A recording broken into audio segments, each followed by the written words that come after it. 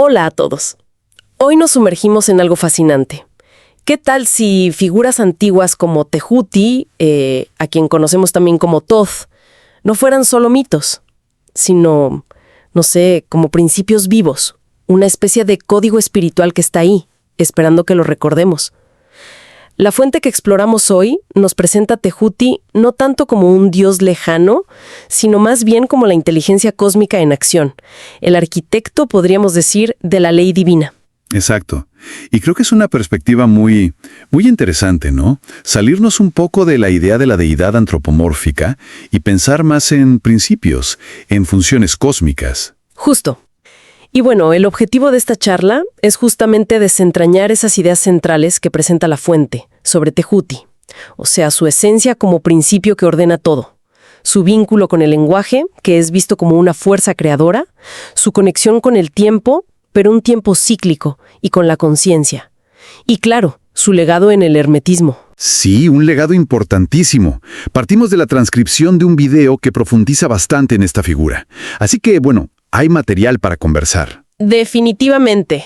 Pues entremos en materia. A ver, lo primero que me llama la atención es cómo la fuente insiste en que Tehuti va más allá del mito. Totalmente. Lo plantea como el principio mismo de la inteligencia ordenadora. Como ese puente fundamental entre lo invisible, digamos, la energía pura, el potencial. Y lo visible, ¿no? La forma ya estructurada, la materia. Exacto. La fuente usa una expresión interesante, traductor cósmico. No es alguien a quien adorar, sino la conciencia misma, pero en su faceta ordenadora, estructuradora. Me gusta eso de traductor cósmico. Y eso nos lleva a la conexión con el lenguaje que mencionaste antes. Es fascinante lo que plantea el material al respecto. Sí, es realmente potente. Porque, según esta interpretación de las ideas antiguas egipcias, escribir o nombrar algo no era un acto pasivo de descripción. Ah, claro. Era más bien invocar. Justamente, invocar su esencia, su fuerza vital.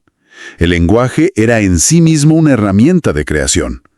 Entonces Tehuti no solo habría inventado un sistema de escritura, Sino que en esos jeroglíficos habría... codificado algo más profundo. Exacto, un mapa complejo, multidimensional, de la propia conciencia. Cada símbolo, nos dice la fuente, no era solo una imagen, tenía capas y capas de significado. Una densidad simbólica que hoy quizás se nos escapa. Claro, porque hoy usamos el lenguaje de otra manera. Y aquí es donde se pone interesante lo que sugiere la fuente. Dice que hemos olvidado ese poder inherente a la palabra. Sí, es una de las ideas centrales. Argumenta que hablamos, escribimos, nos comunicamos, muchas veces sin una intención clara, sin conciencia del impacto. Y a veces, sin querer, reforzamos patrones negativos, ¿no? Con nuestras propias palabras. Precisamente. Entonces, la propuesta es que alinear conscientemente el pensamiento, la palabra y la intención, digamos, con nuestra verdad más profunda, es en esencia una forma de encarnar esa cualidad de Tehuti. O sea, participar activamente en la creación, dejar de ser meros repetidores de lo que sea que repitamos. Exacto. Es asumir la responsabilidad creativa de nuestra comunicación. Una idea fuerte, sin duda. Muy fuerte. Y hablando de estructuras fundamentales, otro punto clave que resalta la fuente es el tiempo. Hay un contraste muy marcado que establece. Sí. Contrasta nuestra noción moderna, la del reloj, la lineal, mecánica, a veces casi opresiva, ¿no? Totalmente. Con una visión muy diferente que Tehuti representaría. Un tiempo cíclico, rítmico. Un tiempo orgánico, podríamos decir. Ligado a los ciclos de la luna, a los ritmos internos del cuerpo, a los ciclos de la naturaleza. La fuente lo llama sincronía divina. Sincronía divina. Me gusta el término. ¿Y la implicación es que vivir desconectados de ese ritmo? Pues que nos agota, nos desorienta. Es como si estuviéramos constantemente nadando contra la corriente de la vida misma. Vivir bajo la tiranía de un tiempo artificial, desconectado de lo natural, tiene un costo existencial. Tiene todo el sentido. Y esa desconexión del ritmo natural, me imagino que nos lleva directamente al tema de la conciencia, ¿verdad? Porque Tehuti también es símbolo de la mente universal. Justamente, esa inteligencia que, según la fuente, está presente en todo, no solo en el cosmos, sino también dentro de nosotros. Y aquí es donde la fuente lo relaciona con ideas que hoy, bueno, suenan un poco a física cuántica, aunque sin meterse en tecnicismos. Claro, la idea de que la conciencia no es solo una espectadora pasiva de la realidad.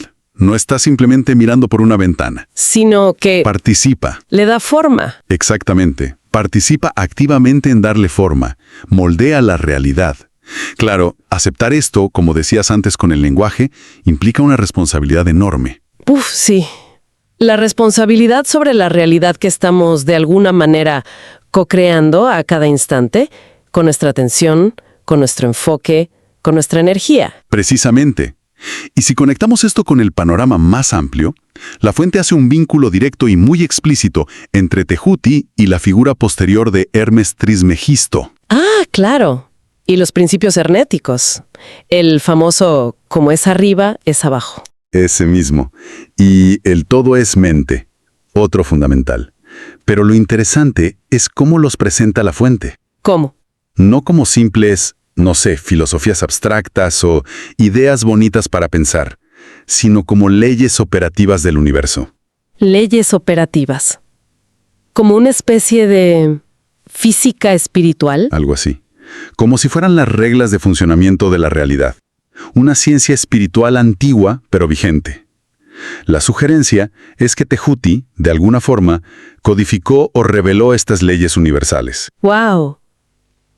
Y esto nos lleva a otro concepto que maneja la fuente, la alquimia interior, que como bien dices no tiene que ver con plomo y oro literales. No, para nada.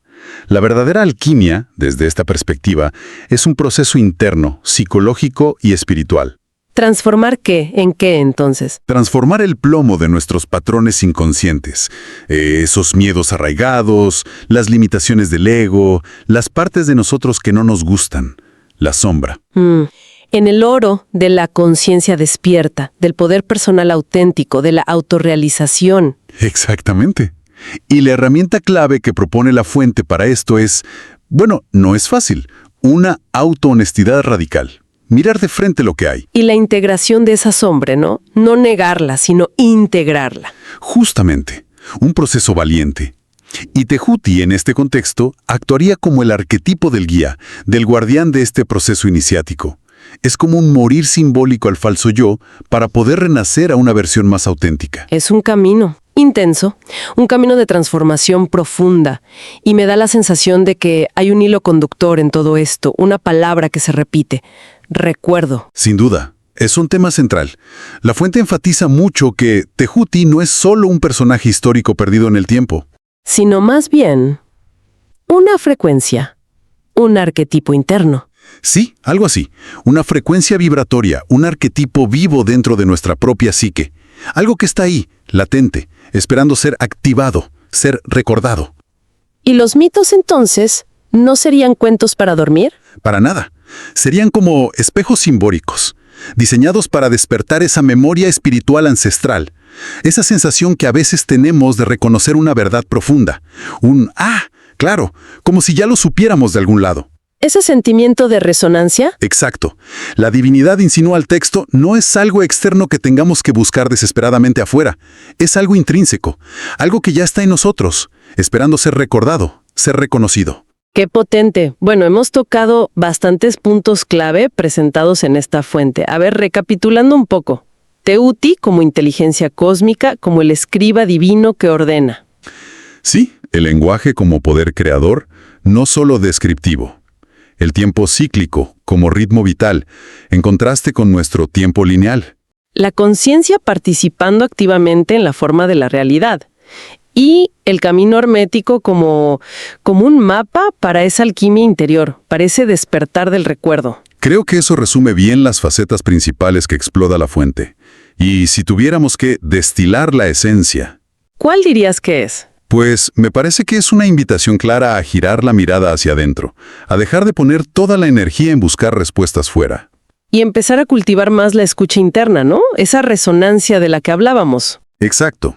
Y a vivir con más intención, buscando esa coherencia entre lo que pensamos, lo que decimos, lo que sentimos y lo que hacemos. Alinear todo eso con una verdad más profunda que, según esta fuente, reside en nuestro interior.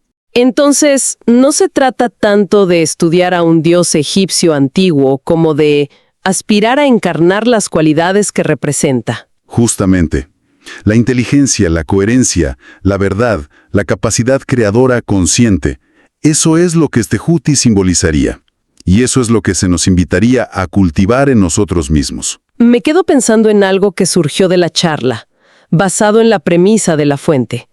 Si la realidad de alguna manera se escribe momento a momento, con cada pensamiento, cada palabra, cada intención, Ajá. la pregunta que queda flotando es, ¿qué historia estamos eligiendo escribir, cada uno de nosotros, conscientemente a partir de este mismo instante? Buena pregunta para dejar reflexionando. Muy buena pregunta.